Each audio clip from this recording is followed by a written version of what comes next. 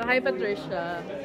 Yeah, so tonight is the third night of Wake. Can you take us back to the first time you met Manay Lolit?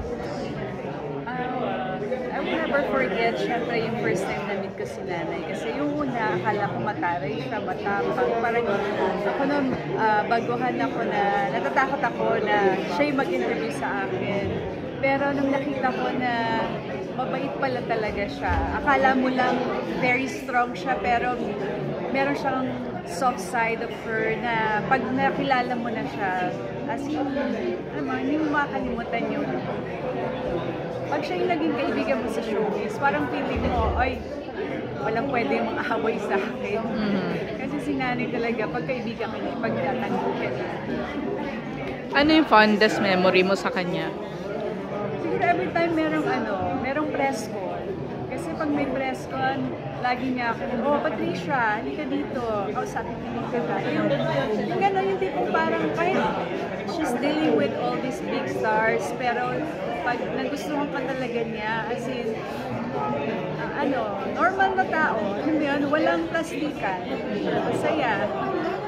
I was able to interview Paolo Contis earlier. He said na there's this soft spot of Manay Lolit na para siyang nanay talaga eh. So ikaw, meron ka bang particular memory na yung gano'n? Yes. For me talaga, parang nanay siya ng lahat.